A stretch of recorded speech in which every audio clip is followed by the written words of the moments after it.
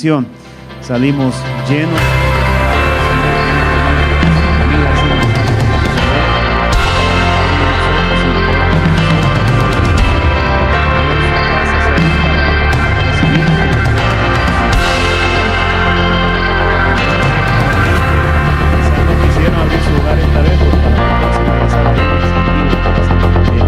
Así es que aparte de nosotros, pero bueno, las próximas 2 semanas estaremos haciendo un break, pero después de eso vamos a empezar a servicios nada más para esa parte de eso. Además, tenemos expectativa con fecha de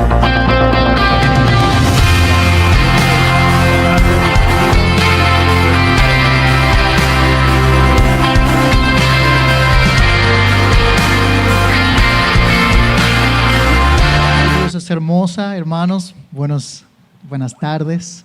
Qué lindo es poder estar en la casa del Señor. ¿Qué tal si nos ponemos de pies para abrir la palabra de Dios y venir ante su presencia en adoración a Él? En 2 Corintios, capítulo 4, el apóstol Pablo habla de lo temporal de esta vida y sin embargo y de los sufrimientos, pero poner la vista en el Señor. Y él dice en el capítulo 4, versículo 16, por tanto no desfallecemos, antes bien, aunque nuestro hombre exterior va decayendo, sin embargo nuestro hombre interior se renueva de día en día, pues esta aflicción leve y pasajera nos produce un eterno peso de gloria que sobrepasa toda comparación. Al no poner nuestra vista en las cosas que se ven, sino en las que no se ven, porque las cosas que se ven son temporales, pero las que no se ven son eternas. Hermanos, pongamos nuestros ojos en el Señor, que en esta tarde vengamos delante de su presencia para adorarle, que las preocupaciones, los problemas queden a un lado, para traer nuestros corazones abiertos para adorar al Señor, para cantarle a Él. Utiliza tus labios, utiliza tu voz para adorar al Rey de los Reyes que vive por los siglos de los siglos, y que puedas derramar tu alma ante el Señor en esta tarde. Oremos. Señor, te damos gracias por la oportunidad que tú nos das de estar en tu casa, Señor. Queremos glorificar tu nombre, venir y glorificarte, puestos los ojos en Jesús, puestos los ojos en las cosas eternas, Señor, y que lo pasajero de esta vida, las cosas, Señor, con las que estamos tal vez luchando, batallando, Señor, que se disipen, que sean disminuidas, Señor, disipadas a la luz de tu gloria y de la promesa que tenemos en Cristo, en el Evangelio. Señor, confiamos en ti porque tú eres nuestra esperanza y queremos glorificar tu nombre. En el nombre de Jesús oramos. Amén y amén. Vengamos a glorificar a Dios.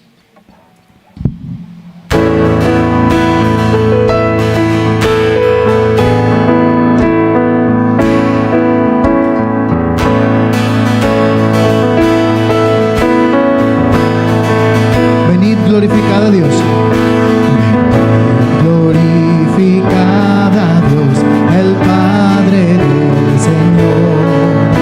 Cristo, Él nos derramó su eterna devoción. Sin manchas, puros en su luz, nos destinó a ser sus hijos adoptados por la sangre de su Hijo. Se oiga. Te daremos la gloria por tu gracia, bondad y amor. Te daremos la gloria, eres el Salvador. Cantémosles al Señor. Glorificad a Dios, en Cristo gracia da. Las nuestras culpas son menos. En Él Dios ya nos reveló su eterna bondad. Que sea Cristo el Señor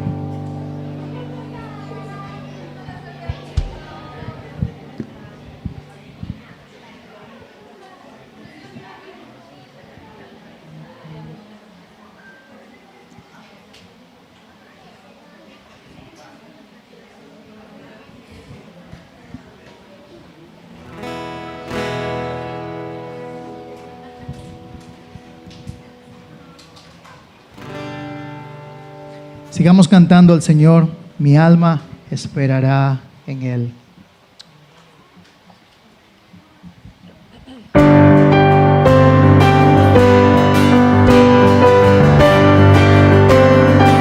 Si me acecha Satanás y desmayo en mi interior, si me cubro oscuridad y me agobia el temor, en silencio esperaré, confiaré en ti, Señor. Tu palabra es mi sostén, tú mi salvación, mi fortaleza, esperanza fiel y roca eterna. Mi alma, oh Dios, esperará por ti. Tú mi escudo y protección, tú mi escudo y protección, en peligro y tempestad, si prospera el pecador, como un soplo pasará. Yo sé bien que triunfarás, Satanás vencido está. Tu poder me guardará, tú mi salvación, mi fortaleza, esperanza fiel, mi roca eterna. Mi alma, oh Dios, esperará por ti. En mi soledad, tú mi consuelo, refugio fiel y fundamento. Mi alma, oh Dios, esperará por ti.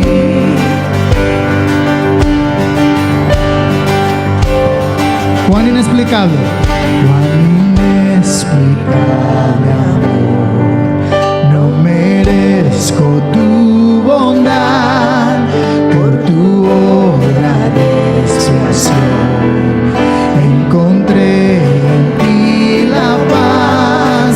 La batalla terminó, no hay vergüenza ni temor, ya la muerte derrotó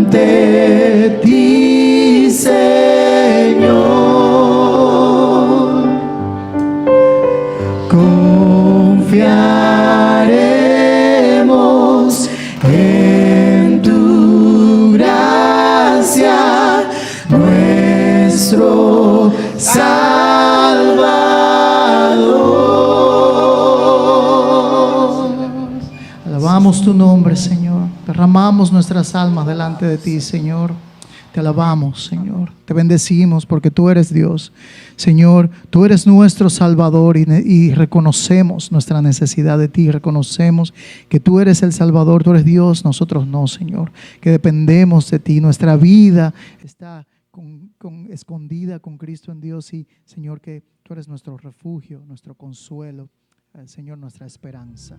Y por eso descansamos, Señor, en tu nombre. En el nombre de Jesús oramos. Amén.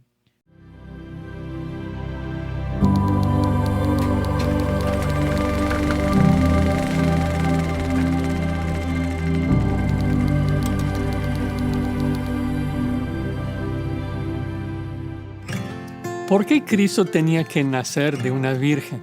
Bueno, para protegerle de una naturaleza pecaminosa.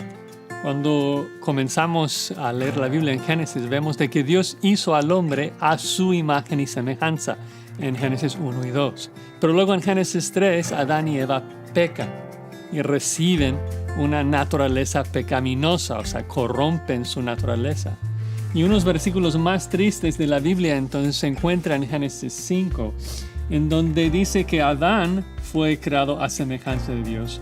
Pero luego dice en Génesis 5:3 de que Adán engendró un hijo a su propia semejanza, conforme a su imagen, y llamó su nombre Set. Es decir, de que todos nosotros que nacemos en Adán también nacemos con su naturaleza pecaminosa, caída. Cristo no pudo nacer con esa naturaleza pecaminosa. Por eso en Mateo 1, Dios explica de que María iba a concebir a un hijo por medio del poder del Espíritu Santo para protegerle de una naturaleza pecaminosa. Si Cristo tuviera pecado, si tuviera una naturaleza pecaminosa, tendría que morir por su propio pecado, no podría morir por nosotros. Y por eso el Evangelio, como Pablo lo resume en 2 Corintios 5:21, es de que al que no conoció pecado, es decir, Cristo Jesús, Dios lo hizo pecado para que nosotros fuésemos hechos justicia de Dios en él. Porque Cristo fue un sacrificio perfecto, inocente y sin pecado.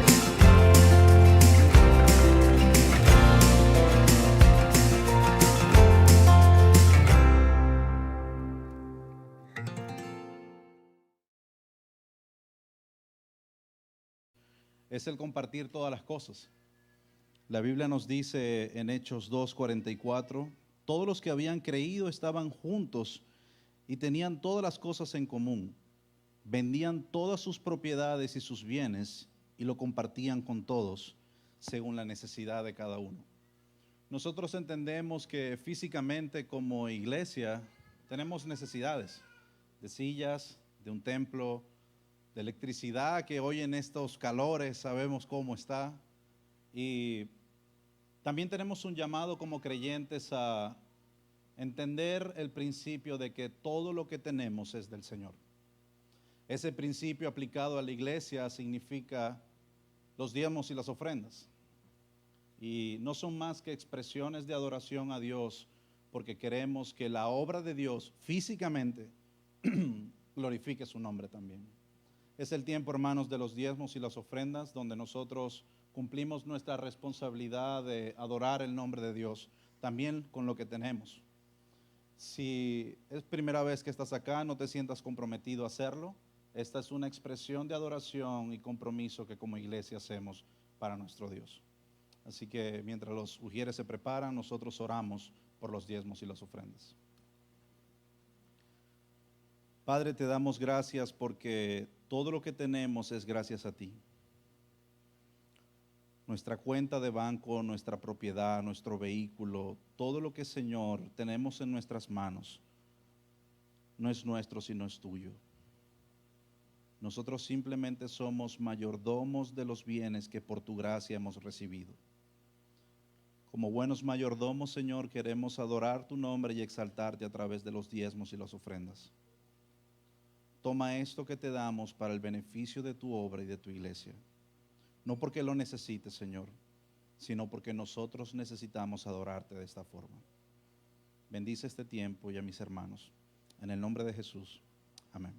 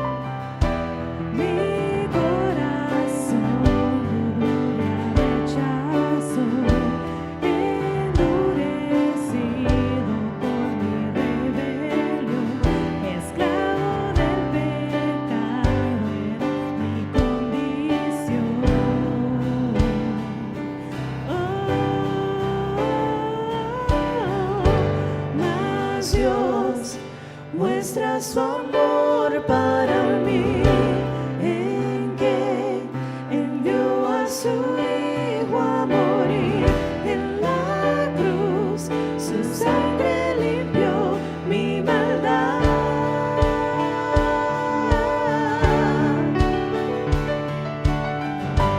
Mas Dios muestra su amor para mí, en que envió a su Hijo a morir en la cruz. La ira de Dios propició, tomando mi lugar, tomando mi lugar.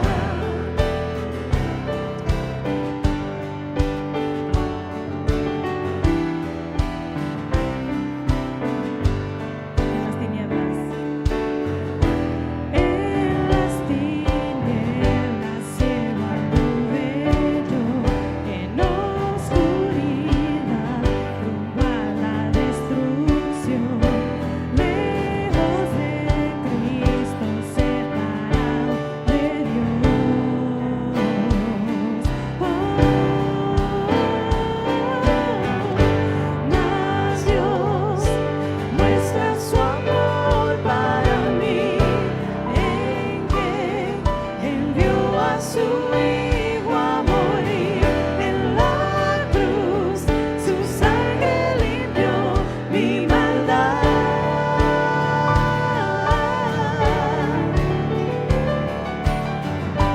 Mas Dios muestra su amor para mí, en que envió a su Hijo a morir en la cruz. La ira de Dios propició, tomando mi lugar, tomando mi lugar. Gloria, oh, gloria,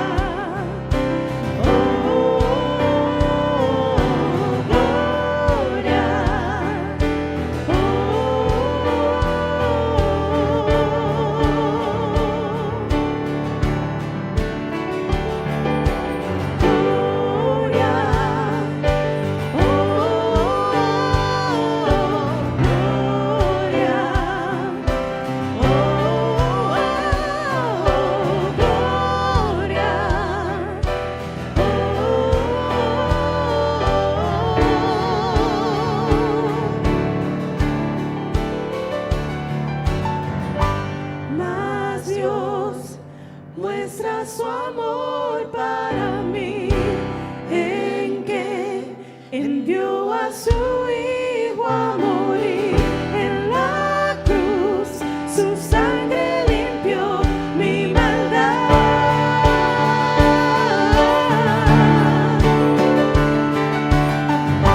Mas Dios muestra su amor para mí, en que envió a su Hijo a morir en la cruz. La ira de Dios propició, tomando mi lugar, tomando mi lugar.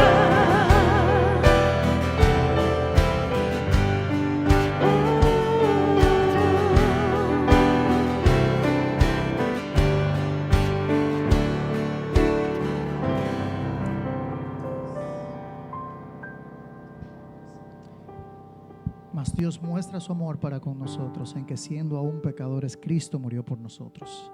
Esa es la esperanza del Evangelio, de que Cristo toma el lugar del pecador, no del justo, no del perfecto, no del santo, no del puro, sino de pecadores rebeldes, tomando el pecado, la ira de Dios sobre sí mismo, para a su cambio dar vida eterna, salvación, redención, justificación. Gracias, Señor, porque en la cruz tú muestras tu amor, de tal manera que das la esperanza de vida en Cristo para todo aquel que ven a Él en arrepentimiento y fe. Tiene una esperanza eterna y experienciar ese amor, experimentar el amor de Dios en Cristo. Gracias, Señor, ayúdanos a pensar y a meditar en ese amor hermoso en esta tarde. En el nombre de Jesús oramos. Amén. Pueden tomar asiento, tenemos un video para prestar atención.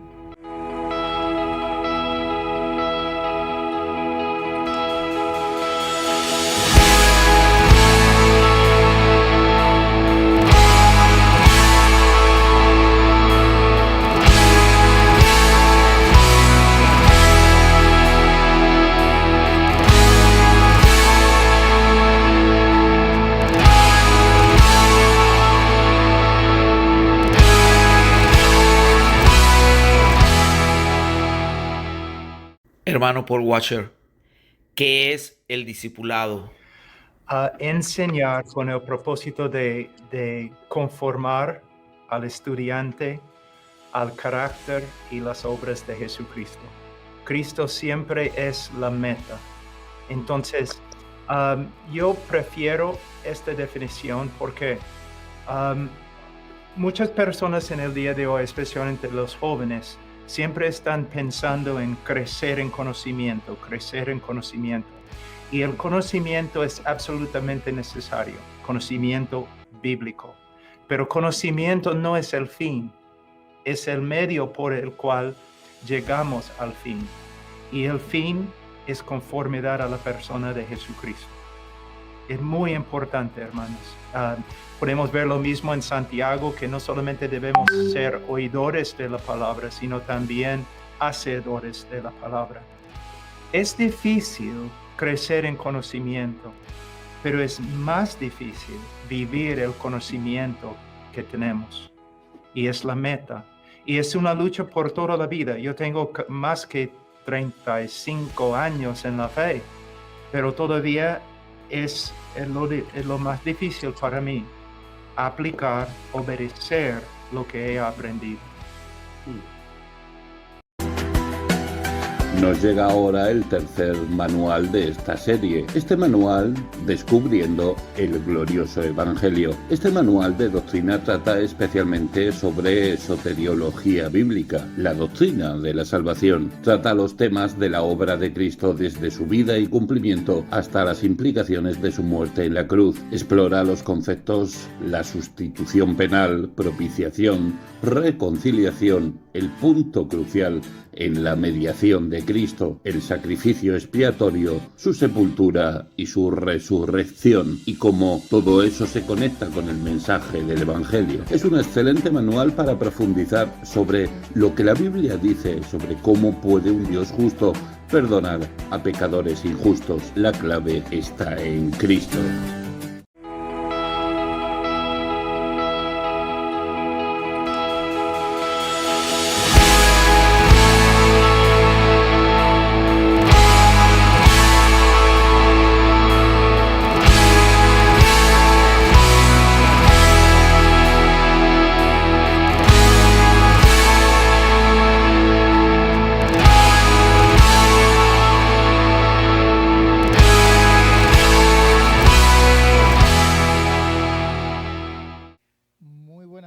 Hermanos, nuevamente, eso que acaban de ver es la promoción para nuestro nuevo ciclo del discipulado, y tenemos para este nuevo ciclo uno de los temas más hermosos y de hecho el tema más importante, aún para los creyentes y los evangélicos dentro de las iglesias, es entender el Evangelio de Dios. Es el fundamento, lo céntrico, y nunca vamos a graduarnos de entender el Evangelio.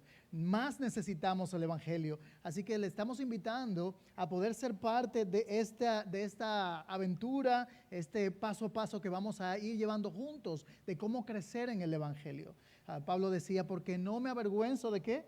Del Evangelio, porque es poder de Dios para salvación, y al mismo tiempo es poder para santificación, para santificarnos en nuestro diario caminar con el Señor. Así que, a pesar de que veías ahí las imágenes de las casas, este programa va a ser en la iglesia. Vamos a hacer un grupo más grande acá, así que eres invitado, no esta semana que viene ni la próxima, tenemos ahora un break de transición, sino que ya comenzando septiembre, el primer miércoles a las 7 de la noche, puedes venir acá. Va a ser una noche de familia, puedes traer tus hijos, tus jóvenes. Los niños tienen sus clases, los jóvenes tienen sus clases, los adultos tienen sus clases. Va a ser para hombres y mujeres, grupos grandes y pequeños. Y queremos decirle que seguimos este material el ministerio Heart Cry y puedes tenerlo, ya están acá a la disposición a precio de costo, ¿ok?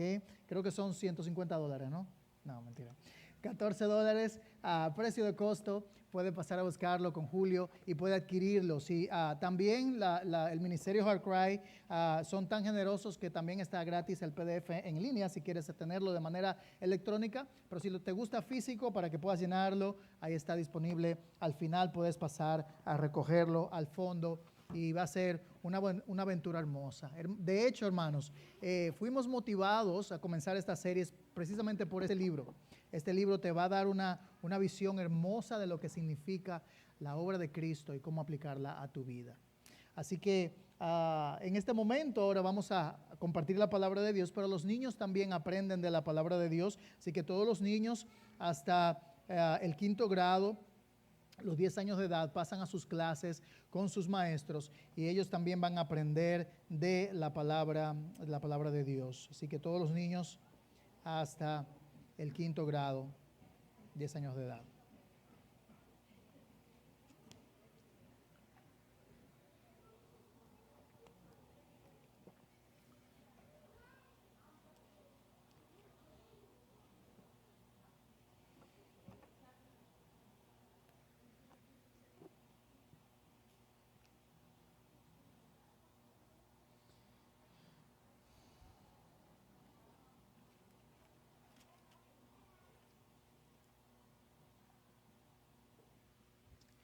Vamos a continuar con nuestra serie Cartas de Cristo a la Iglesia. Cartas de Cristo a la Iglesia. Usted se puede preguntar, bueno, pero no hay un libro específicamente que el Señor haya escrito en su vida, en su ministerio. Mas, sin embargo, el Señor resucitado, el Cristo glorioso resucitado, habla a su iglesia a través de Juan. Y él le pide escribir estas cartas dirigidas a estas 7 iglesias de manera específica en el Asia Menor, que estaban pasando por situaciones específicas en ese momento.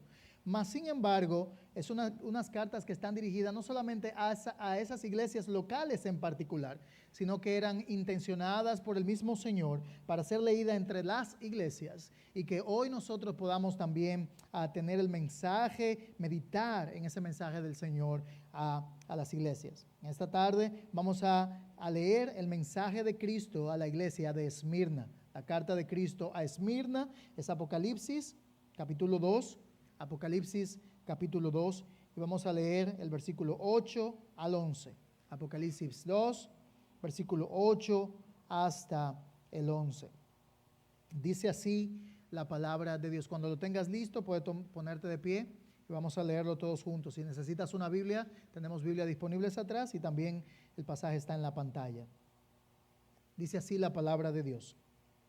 Escribe al ángel de la iglesia en Esmirna, el primero y el último, el que estuvo muerto y ha vuelto a la vida, dice esto: yo conozco tu tribulación y tu pobreza, pero tú eres rico, y la blasfemia de los que se dicen ser judíos y no lo son, sino que son sinagoga de Satanás.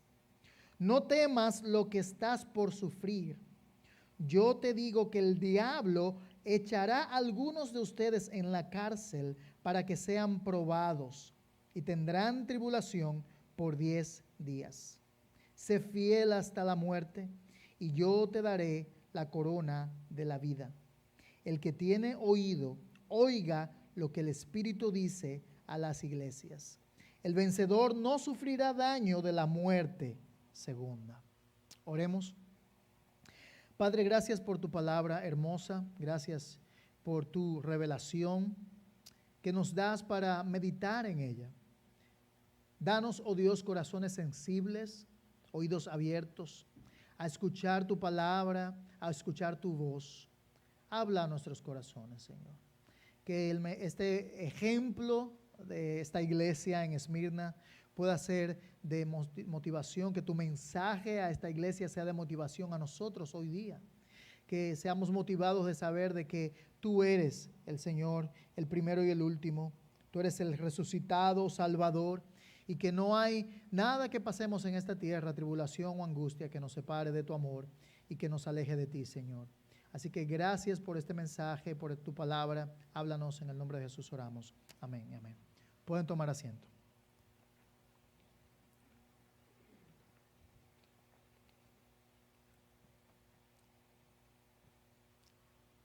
En este mundo tendrán aflicción. Fueron las palabras proféticas del Señor a sus discípulos. Él no le dijo a sus discípulos, por ahí puede que pasen problemas, sino que Él garantizaba la realidad del sufrimiento. Dios nunca niega la realidad del sufrimiento en la vida de los suyos. Este mundo es un mundo afectado, dañado por el pecado. Y nosotros experimentamos los resultados que el pecado trae a las vidas. ¿Quiénes de los que están aquí podría decir que jamás ha enfrentado una dificultad o un dolor o una adversidad o una prueba o algún tipo de sufrimiento? Cada ser humano experimenta el sufrimiento en esta vida. Es una experiencia común para todo el mundo. Desde el nacimiento, nace el bebé y llora ante la realidad de que ahora entra a un mundo frío, ya no cálido, ¿verdad? Como el vientre de la madre.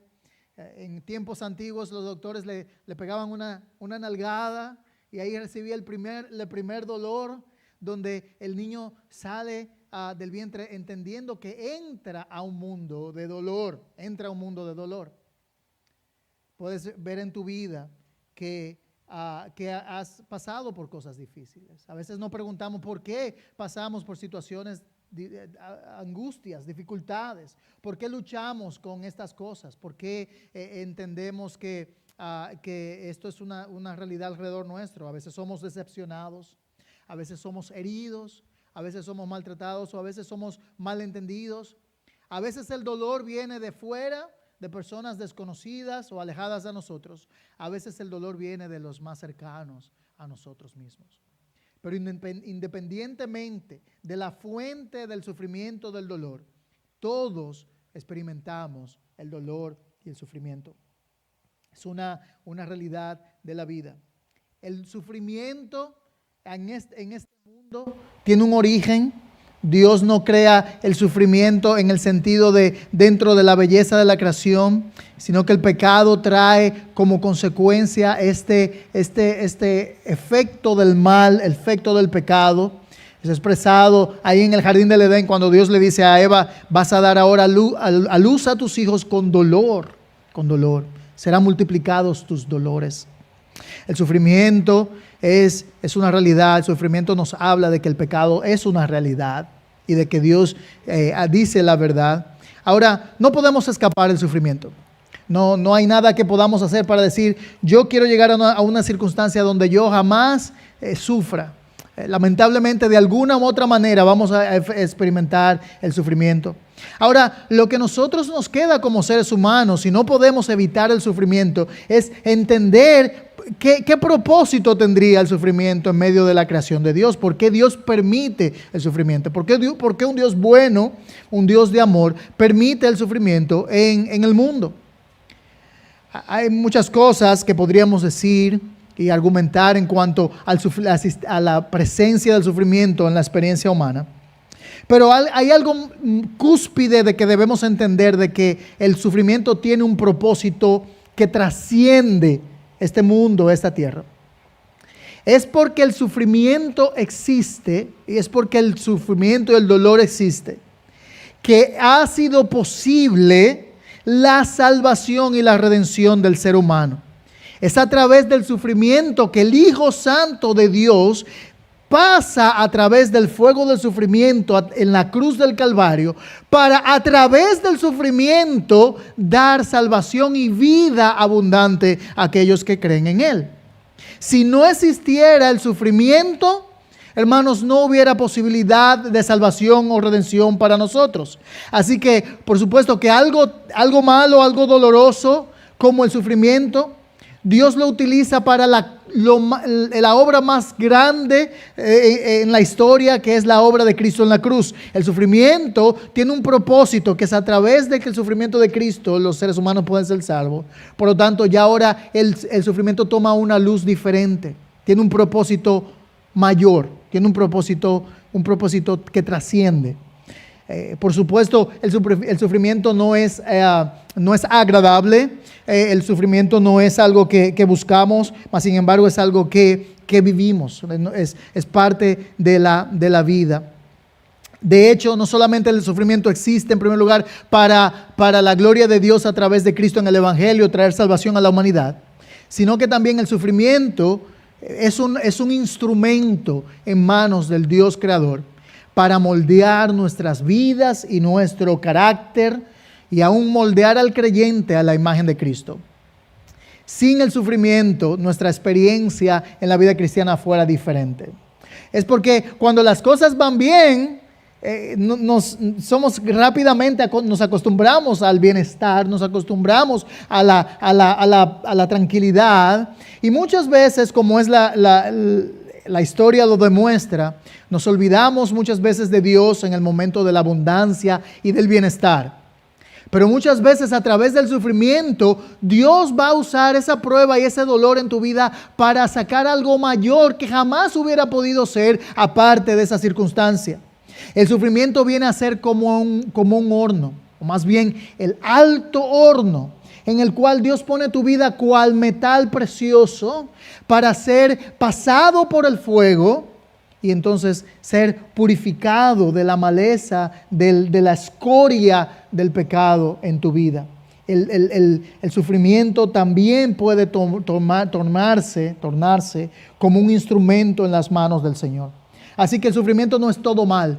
El sufrimiento, a esa luz, hermanos, el sufrimiento viene a ser no un enemigo nuestro en nuestro caminar con el Señor, sino que a la luz de lo que hemos hablado, el sufrimiento viene a ser un aliado en la obra de Dios en tu vida y en mi vida. Dios va aún a tornar el sufrimiento para el bien de los suyos. Pablo nos recuerda en Romanos, porque todas las cosas les ayudan para bien aquellos que por su propósito han sido llamados, aquellos que aman al Señor. Dios torna aún el sufrimiento para el bien de sus hijos, y aún ese instrumento y ese sufrimiento Dios lo va a usar como el instrumento de pulir en tu vida. Puede verse como el cincel de Dios, que con cada cincelada causa un golpe, mas sin embargo, y causa una ruptura, una fractura, mas sin embargo está moldeando la imagen de Cristo en tu vida. El sufrimiento tiene un propósito, hermanos. El sufrimiento no es todo mal. El sufrimiento Dios lo va a usar para purificar. Y de la misma manera que Dios utiliza el sufrimiento para purificar a individuos, a creyentes como tú y como yo, también lo va a usar para purificar a su iglesia.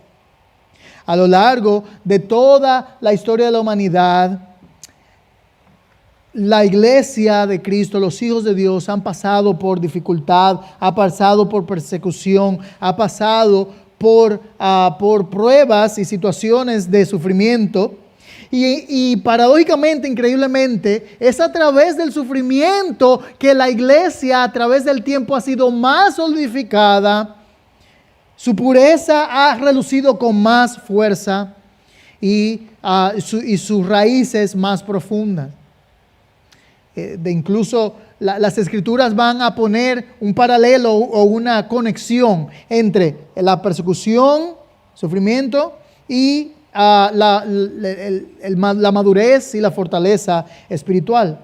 Santiago, escribiendo su carta, el medio hermano del Señor Jesucristo, aquel que muere también como mártir, escribe lo siguiente: hermanos míos, tengan por sumo gozo cuando se hallen en diversas pruebas, sabiendo que la prueba de su fe produce paciencia.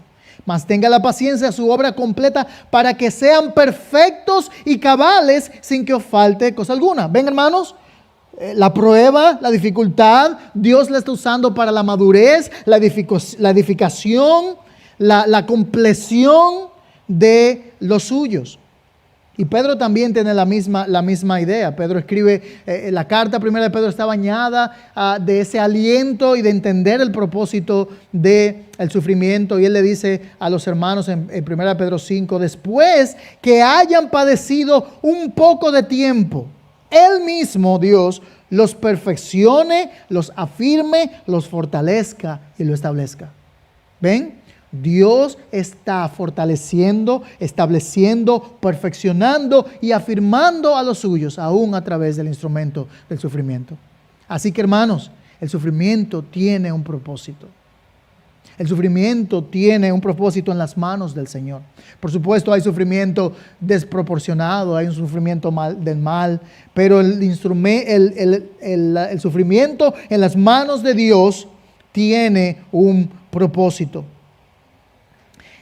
Las bendiciones más grandes de la vida de un creyente puede ser fraguado, llevado a cabo en el horno de la adversidad. En el horno de la adversidad.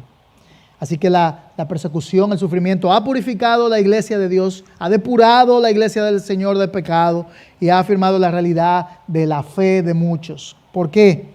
Porque es en medio del sufrimiento que se prueba la fe.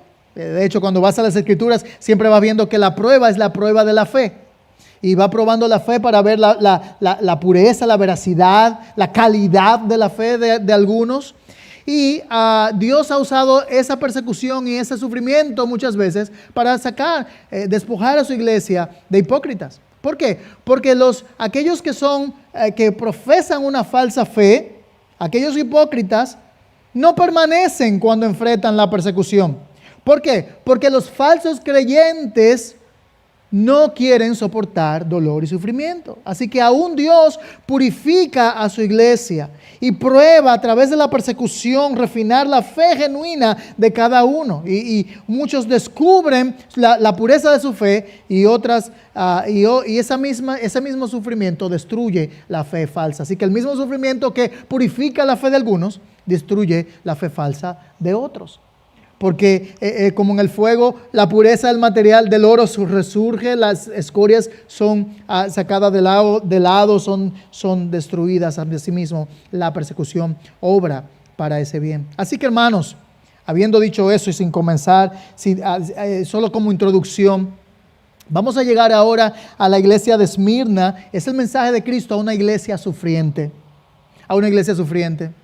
Así que mientras nosotros nos adentramos a ver una iglesia que sufre, no pensemos que el sufrimiento va en contra del favor o la bendición de Dios. Algunos predicadores hoy día predican que el cristiano no puede pasar por problemas, que si tú crees en Dios todo te va a ir bien.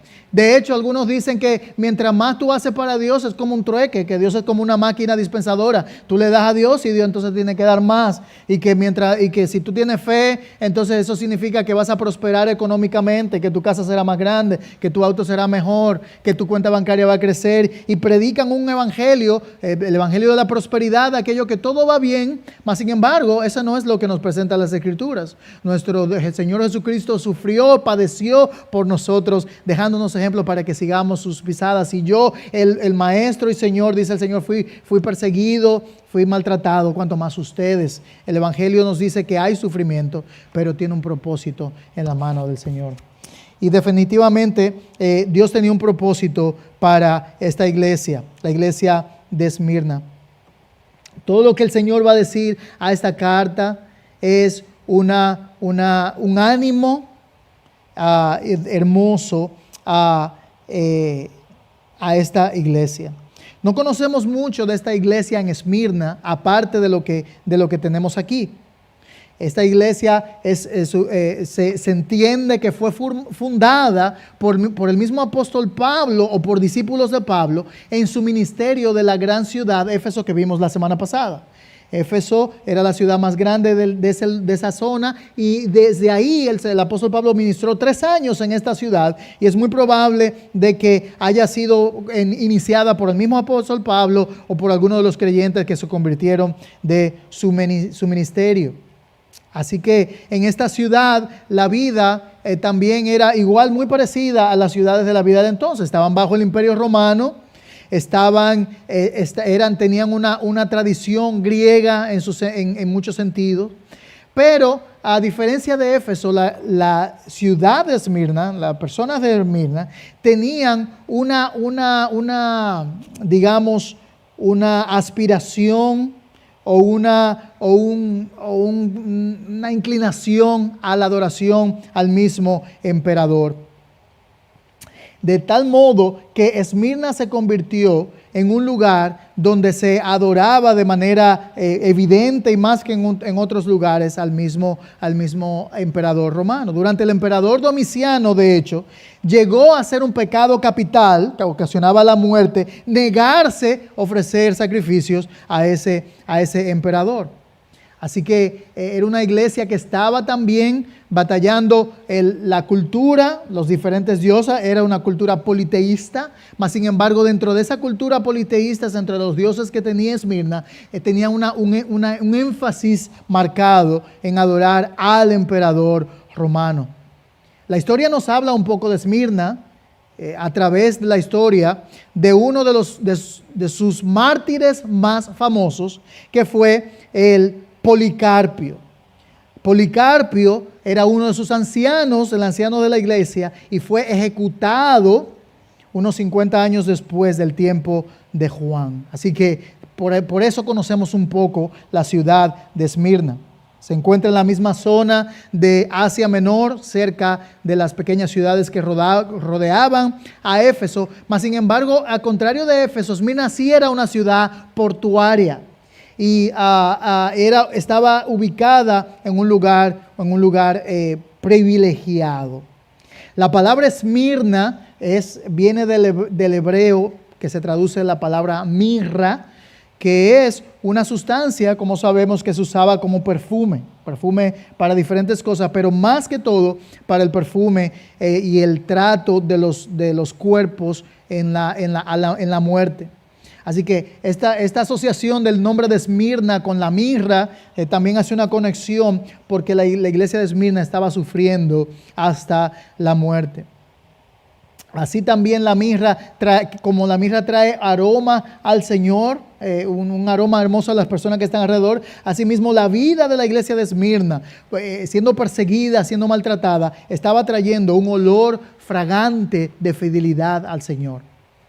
En comparación con las demás iglesias, por ejemplo, la iglesia de Éfeso, que había dejado su primer amor, la iglesia de Esmirna no tiene una reprensión de parte del Señor, sino que tiene un elogio, y solamente 2 cartas, Esmirna y otra que vamos a ver más adelante, no tienen una reprensión. Esmirna fue una de ellas. El Señor no le está reprimiendo, sino le está comisionando, le está motivando y dándole buen reporte, ánimo por su fidelidad.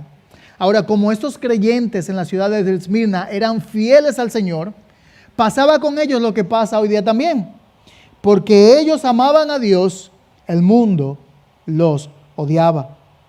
Debido a su fidelidad, eran perseguidos, pero al mismo tiempo que eran perseguidos, la persecución los motivaba a ellos a ser más fieles.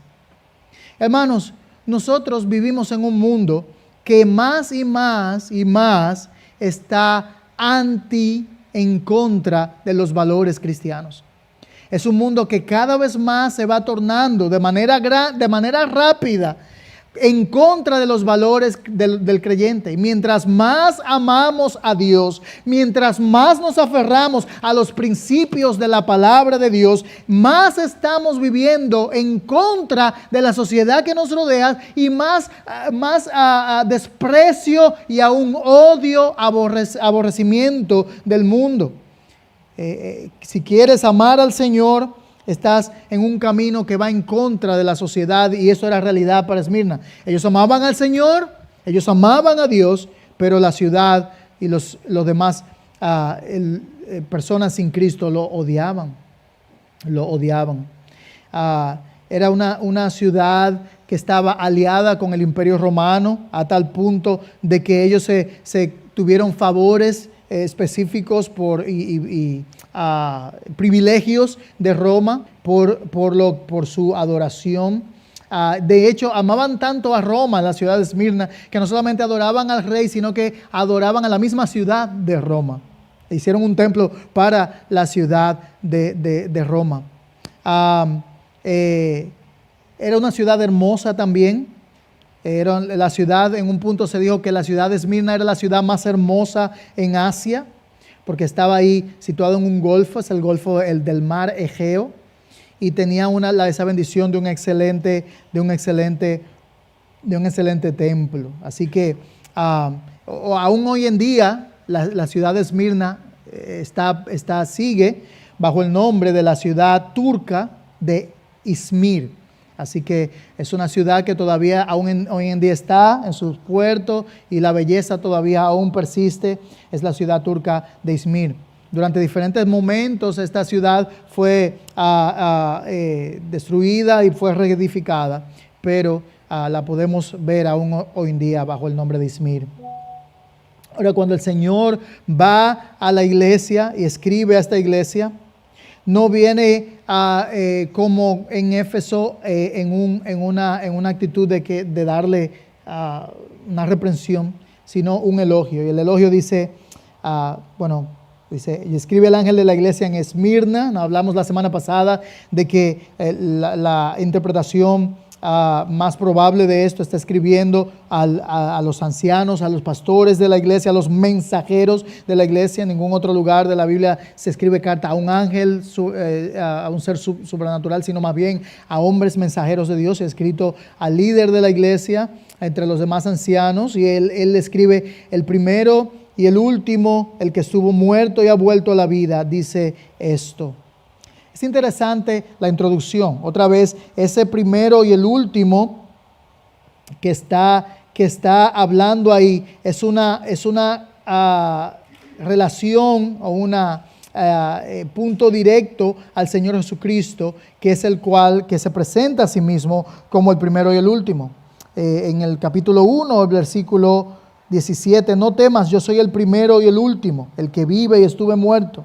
Ya Cristo se había introducido en la carta, en Apocalipsis, estaba en la aparición a Juan, él dice, yo soy el que hablo contigo. Por supuesto, ese era un título de Dios dado en el Antiguo Testamento. Isaías en diferentes momentos habla de Dios y dice, yo soy el primero y el último, yo soy el primero y el último. Así que es un título dado al Mesías, y no solamente nos dice su autoridad, sino que nos habla de Jesucristo como Dios. Y Él fue no solamente el primero y el último, es el Dios encarnado, sino que fue aquel que ha muerto y ha vuelto a la vida. Y es interesante que Él hace esa introducción. Él habla a la iglesia sufriente y Él se introduce como aquel que ha vencido la muerte. ¿Ven? Jesucristo dice, yo soy aquel que ha vencido la muerte, no temas a lo que has de sufrir. No temas la muerte porque yo soy el vencedor de la muerte. La muerte no tiene poder en contra de aquellos que han creído en Cristo. De hecho, el Evangelio viene a librar a los que andaban en el temor de la muerte, sujeto a esclavitud. Le da la libertad de ya no temer a la muerte, porque la muerte no es el verdugo final de aquellos que confían en Cristo, sino que la vida eterna es asegurada para aquellos que creen en Él. En Cristo, aquellas personas que creen en Él tienen vida eterna. Jesucristo dijo, yo soy la resurrección y la vida. El que cree en mí, que aunque esté muerto, vivirá. Y todo aquel que vive y cree en mí, no morirá eternamente. Cristo es aquel que ha vencido la muerte para que aquellos que confían en Él no vivan por temor a la muerte y sean libres del aguijón de la muerte. Y es interesante y es apropiado esta introducción de de Jesús mismo a esta iglesia. Yo soy el primero y el último, el que estuvo muerto y ha vuelto a la vida. Hermanos, esto nos da una gran felicidad y un gran gozo al corazón. Sabemos que la muerte no tiene poder sobre el creyente. De que la muerte lo único que puede hacer, como alguien dijo, la muerte lo único que puede hacer es acercar al creyente a su Señor y su Salvador.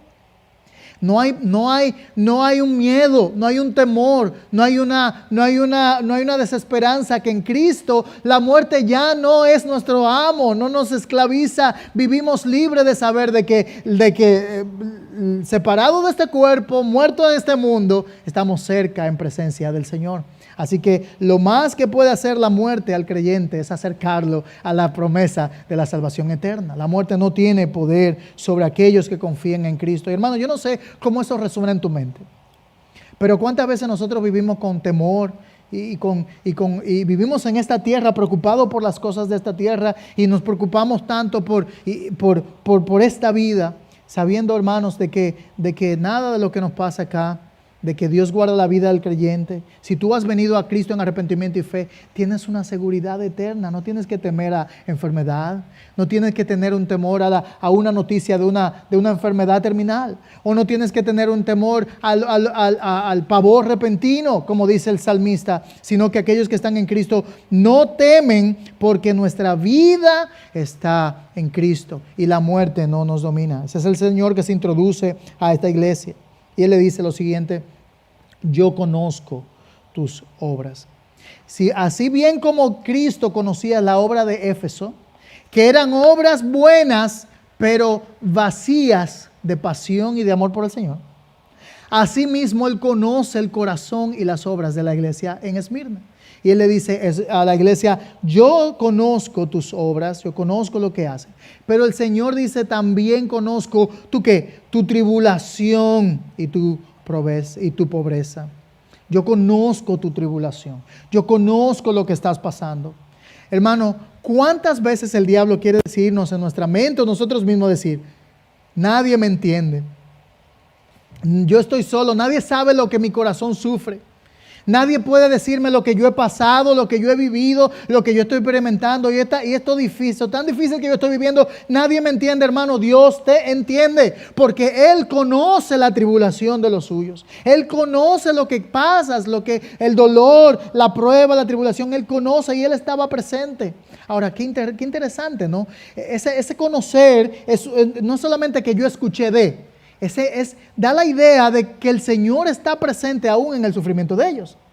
Es la idea de un conocimiento profundo, completo, como hablamos la semana pasada, completo, de que Dios sabe lo que nada pasa por alto a la luz de Dios. Lo bueno, lo malo, pero Dios conoce tu sufrimiento. Dios sabe lo que has sufrido, y Dios no desperdicia el sufrimiento de los suyos. Gloria al Señor por eso.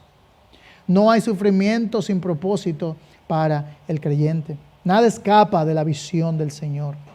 Y por supuesto la iglesia de Esmirna no escapa de su visión, de su conocimiento, pero también, hermanos, de su cuidado, El Señor conoce y el Señor se preocupa. Qué triste sería si fuera una dicotomía entre las dos cosas, que Él sabe pero no hace nada. O Él sabe y no le importa. Pero el Señor sabe, el Señor conoce, pero Él también se preocupa, y el Señor le duele tu dolor. Él conocía la tribulación, la presión que estaba pasando la iglesia de Esmirna, la que estaba enfrentando, aún la que iba a enfrentar, y Él la conocía. Para los hermanos de Esmirna, ¿por qué había presión? ¿Cuál era la persecución que estaba pasando? En tres lugares, tres cosas que podríamos decir. En primer lugar, Esmirna, como era fanática a Roma, no es sorprendente, y era fanática al emperador, y había promulgado la adoración al emperador, no es de sorpresa que ahora estaban exigiendo a los súbditos que adoraran al emperador, y que a pesar de que el verdadero creyente entiende el llamado de la responsabilidad civil y de la autoridad del emperador, ellos estaban negando a adorarlo y a ofrecerle sacrificios.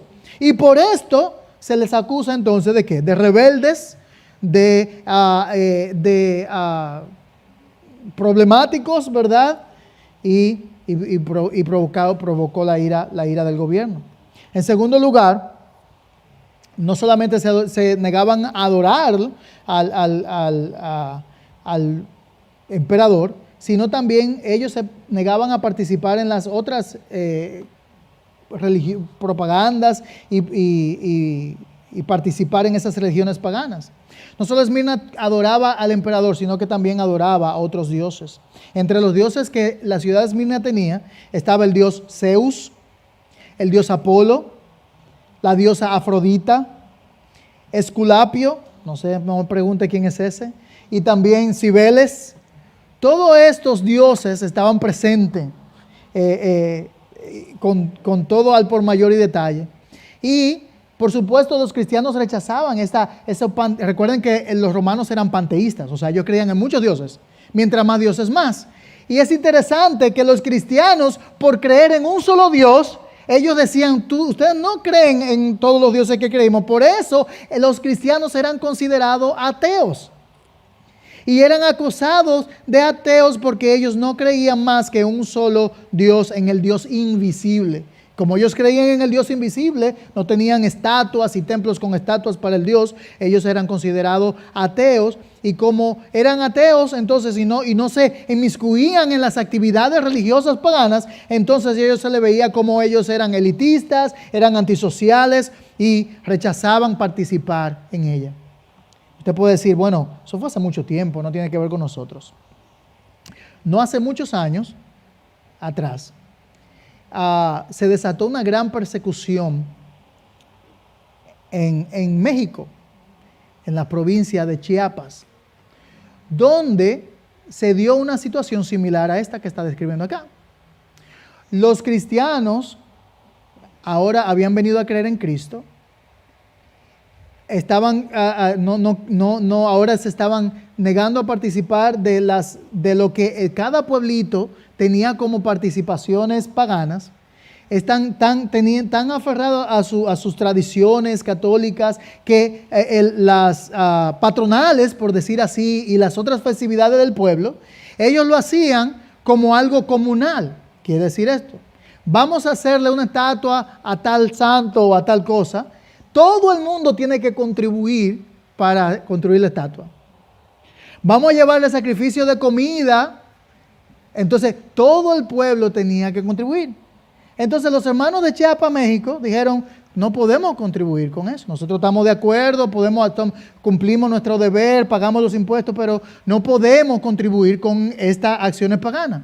De la misma manera que en Esmirna, esto despertó el odio de los demás, porque decían, bueno, pues estos son elitistas, estos son antisociales, están rechazando sus tradiciones, están rechazándonos nosotros el pueblo, y eso creó un odio en el pueblo que empezaron a perseguir a los cristianos de Chiapas y a una por una las iglesias ir a buscarlo y a sacarlo.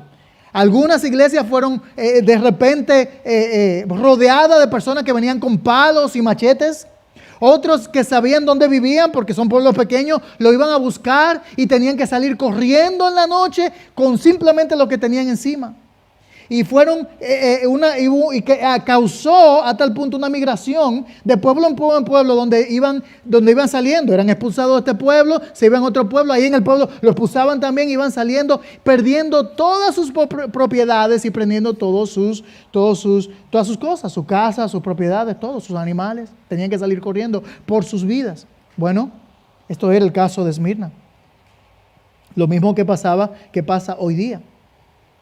No solamente esto, sino una tercera parte o fuente de persecución era los judíos mismos. Los judíos. Dice que había una blasfemia de los judíos, los que se dicen ser judíos y no lo son, sino sin la sinagoga de Satanás. Ellos empezaron, estos judíos incrédulos, acusaban a los cristianos. Interesante que para ese entonces tenemos datos de que los judíos estaban acusando a los cristianos de un par de cosas. Uno, acusaban a los creyentes de caníbales. Lo acusaban de canibalismo, porque ellos se basaban en una mala interpretación de la cena del Señor. Ellos decían, son caníbales, comen sangre y comen carne humana. También lo acusaban de inmoralidad. Ellos le decían, bueno, ellos distorsionaban la enseñanza del ósculo santo y basándose en eso tenían una perversión, una distorsión y por el hecho de cómo ellos se saludaban y lo acusaban de inmoralidad. También lo acusaban de que los cristianos rompían familias, desbarataban los hogares, porque cuando un esposo se convertía al cristianismo y el otro no, eso hacía muchas veces que causaba conflicto. Por lo tanto, esos cristianos están causando estragos y rompiendo familias. Y por último también le acusaban de ateísmo, porque como ellos no creían en los demás y rechazaban el panteón pagano, entonces ellos lo acusaban de eso, incluso de deslealtad política y rebelión. Ahora, su deseo era destruir la fe cristiana. Vemos a Pablo recibiendo las mismas persecuciones en cada ciudad donde iban. Es la misma persecución que los judíos, que eran muchos ricos e influyentes, estaban causando en estos hermanos. Ahora, estos judíos, por supuesto, no eran judíos creyentes en Dios. No, sus congregaciones no eran congregaciones para la adoración de Dios, sino que se habían convertido no en congregaciones de adorar a Dios, sino que el Señor mismo, que conoce el corazón, decía, son sinagoga, reuniones, ¿de quién? De Satanás. Queriendo decir que ellos que era sinagoga de Dios, pero eran todo lo contrario, eran sinagoga de Satanás. Así que esta persecución se desató tan fuerte, tan profundamente, que llegó a muchos murieron, ¿verdad? Estamos bajo el Imperio Romano, muchos fueron quemados, muchos fueron llevados a la hoguera, muchos fueron llevados, tirados los animales, etcétera, etcétera. Pero de toda la gente que la historia conoce, que fue martirizado, el mayor, como dijimos antes, fue el anciano y obispo de la iglesia, Policarpo. Policarpo, su historia fue traducida en una carta histórica llamada la Epístola Encíclica de la Iglesia en Esmirna, con relación al martirio del santo Policarpio. Y ahí en esa carta relata todo lo que va a pasar. Ellos empiezan a levantar una turba, ellos empiezan a decir, estos cristianos son ateos, fuera con los ateos, vamos a buscar al líder, busquemos a Policarpo. Y empezaron a buscarlo. Ellos juntaron los perseguidores jinetes, tomando varias personas y empezaron a seguirlo.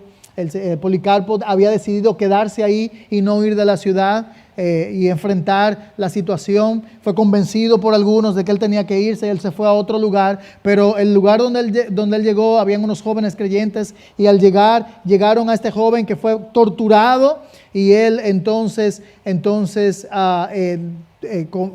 dijo dónde estaba, y llegaron a donde estaba Policarpo. Cuando él sabía que iba a ser, que venían ya al otro lugar donde él estaba, él no quiso salir de ahí para irse a otro lugar, sino que dijo Policarpo, que se haga la voluntad de Dios. Así que cuando él llegó, él escucha que llega esta turba, él baja para hablar con ellos, y muchos de los que estaban ahí llegaron, pero se maravillaron de su edad, de la postura y de la manera que se comportaba. Ellos dijeron, se ha hecho todo este esfuerzo para capturar a este venerable hombre, decían ellos. Así que él dice, voy a ir con ustedes, pero les pido que me den una hora para orar sin que me molesten. Así que a ellos lo dejaron y él empezó a orar. Él oró lleno de la gracia del Señor, y pudo hacerlo por no solo una hora, sino que por 2 horas completas estuvo orando. Para asombro de los que lo estaban escuchando, muchos de los que estaban escuchando la oración de Policarpo en ese momento comenzaron a arrepentirse de haber salido en contra de tan piadoso y venerable anciano. Así que inmediatamente dejó de orar, lo agarraron, ¿verdad? Lo llevaron y lo llevaron allá y lo llevaron ante los monarcas. Ellos comenzaron a cuestionarle y le dijeron, ¿qué hay de malo decir que César es el Señor César, y en sacrificar con otras ceremonias que se observan en diferentes ocasiones? Y él al principio no le respondió Policarpo, pero cuando ellos siguieron cuestionándole, él le dijo de manera directa, no voy a hacer lo que me están aconsejando. Así que ya sin persuadirlo, entonces empezaron a airar contra él, lo habían subido a un carruaje y a esta respuesta se aviraron de manera tal que lo tiraron del carruaje. Al caer, Policarpio se dislocó la pierna, pero dice la carta, si él sin perturbarse, como si no sufriera nada, siguió con entusiasmo y a toda prisa, y lo condujeron al estadio donde el tumulto era grande y no había posibilidad de ser escuchado. Cuando él entra, dice la carta, cuando Policarpio entra al estadio, oyó una voz del cielo que decía: sé fuerte y muéstrate como un hombre, Policarpo.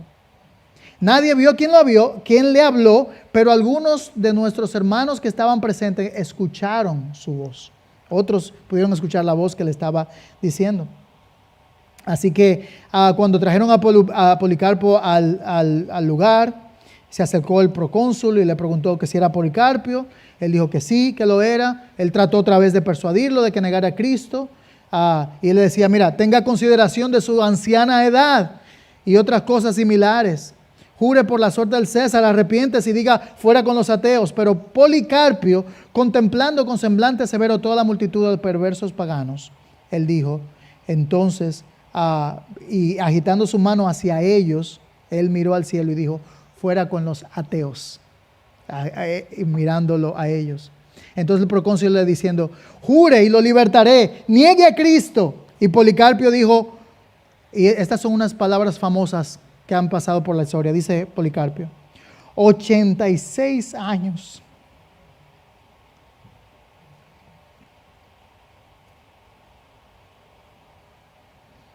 «86 años le he servido y él nunca me ha hecho mal alguno.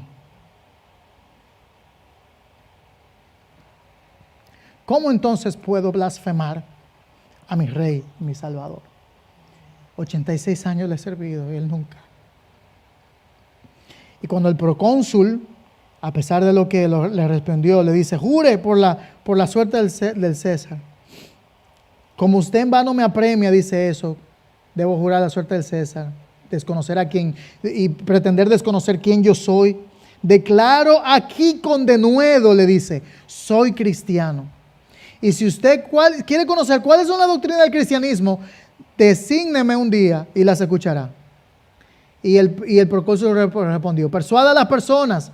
Pero Policarpio dijo lo siguiente: a usted considero que es correcto ofrecer una explicación de mi fe, porque se nos enseña a dar el debido honor a las potestades y autoridades que son ordenadas por Dios. Pero en cuanto a estos, no los estimo dignos de recibir ninguna explicación de mi parte. Entonces el procónsul le dijo: tengo bestias salvajes en mi mano y a ellas lo arrojaré a menos que se arrepienta.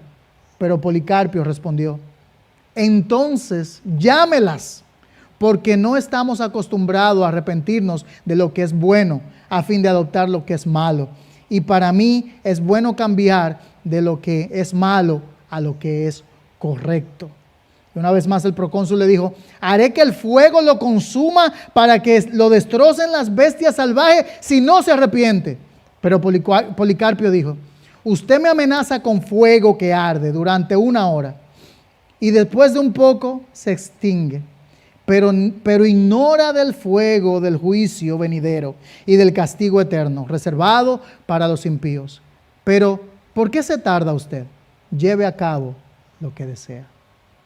Y con esa actitud y con esa posición, Policarpio fue llevado. La multitud gritaba: suéltale el león. Y Felipe, que era el procónsul, dijo que no era lícito porque ya los espectáculos de las bestias habían finalizado. La noche anterior a su arresto, me olvidé mencionar, Policarpo había soñado que había tenido un sueño que su almohada se prendía en fuego mientras él estaba acostado, y él al levantarse le dijo a los demás creyentes en la casa: debo morir, debo ser quemado vivo. Así que entonces asimismo el siguiente día ellos fueron llevados, él fue alistado para ir a ser llevado al fuego. Y cuando lo llevaban, lo iban a asegurar con clavos, porque algunos prisioneros no solo lo amarraban, sino que también lo clavaban para que no escaparan a la llama. Él dijo lo siguiente: déjenme como estoy, porque Él, que me ha dado fuerza para soportar el fuego, también me capacitará, sin que ustedes me aseguren con clavos, para permanecer sin moverme en la pira, ahí donde estaba el fuego. Así que no lo sujetaron con clavos, solamente lo amarraron, le pusieron la mano detrás de él, y lo pusieron como un animal para el sacrificio, y él se oyó que dijo, mirando al cielo: oh Señor, esta fue la oración de Policarpo, oh Señor Dios Todopoderoso, Padre de tu amado y bendito Hijo Jesucristo, por quien hemos recibido el conocimiento de ti, el Dios de ángeles y principados y de toda criatura y de todo linaje de justos que viven delante de ti, te doy gracias porque me has tenido por digno de este día y esta hora, de que tendré parte en el número de tus mártires en la copa de Cristo, en la resurrección de la vida eterna, del alma y del cuerpo, mediante la incorruptibilidad impartida por el Espíritu Santo, entre los cuales queda ser aceptado este día ante ti como un sacrificio engordado y aceptable, de acuerdo con lo que tú, el siempre fiel Dios, has ordenado previamente. Me has revelado de antemano y ahora has cumplido, por lo cual también te adoro por todas las cosas, te bendigo, te glorifico, junto con el eterno y celestial Jesucristo, tu amado Hijo, con quien a ti, el Espíritu Santo, sea la gloria, tanto ahora como en los siglos venideros. Cuando hubo pronunciado este amén, lo que habían sido designados, encendieron el fuego inmediatamente. Y mientras las llamas empezaron a avanzar con furia, dicen lo que estaban escribiendo esta carta: nosotros, a quienes nos fue dado ser testigos, contemplamos un gran milagro, y ha sido conservado para que podamos informar a otro de lo que entonces ocurrió. Porque el fuego, tomando forma de arco, como la vela de un barco cuando se hincha con el viento, circuncidó como un círculo el cuerpo del mártir. Y él apareció dentro, no como carne que se quema, sino como pan que se hornea, o como una plata que resplandece en el crisol. Además percibimos una dulce fragancia que venía de la pira, como si allí estuviera despidiendo humo de incienso o alguna especia preciosa. Al fin, cuando aquellos hombres malvados vieron que su cuerpo no podía ser consumido por el fuego, ordenaron a un verdugo que se acercara y lo traspasara con una daga. Y al hacerlo, llegó una paloma y una gran cantidad de sangre, de modo que se extinguió el fuego. Y todas las personas se cuestionaban qué debía haber tal diferencia entre los incrédulos, que debía haber tan gran diferencia entre los incrédulos y los elegidos, de quienes tan admirable Policarpo era uno, habiendo sido en nuestra propia época un maestro apostólico y profético y obispo de la iglesia universal que está en Esmirna, porque cada palabra que salió de la boca ha sido y será cumplida. Qué gran ejemplo. Policarpo no negó el nombre de Cristo y estuvo dispuesto a sufrir y a tener esa convicción de ir al final hasta el Señor. Cuando Pedro le escribe a sus creyentes, a los creyentes de la iglesia, en 1 de Pedro capítulo 4, él le habla también del sufrimiento que vendrá para ellos y le dice: amados, no se sorprendan del fuego de la prueba que en ustedes ha venido para probarlos, como si alguna cosa extraña les estuviera aconteciendo. Antes bien, en la medida que comparten los padecimientos de Cristo, regocíjense para que también en la revelación de su gloria se regocijen con gran alegría. Si ustedes son insultados por el nombre de Cristo, dichosos son, pues el Espíritu de gloria y de Dios reposa sobre ustedes. Ciertamente por ellos Él es blasfemado, pero por ustedes es glorificado. Que de ninguna manera sufra alguien de ustedes como asesino, o ladrón, o malhechor, o por entrometido. Pero si alguien sufre como cristiano, que no se avergüence, sino que como tal glorifique a Dios. Y termina diciendo Pedro: así que los que sufren conforme a la voluntad de Dios, encomienden sus almas al fiel Creador, haciendo el bien. Hermanos,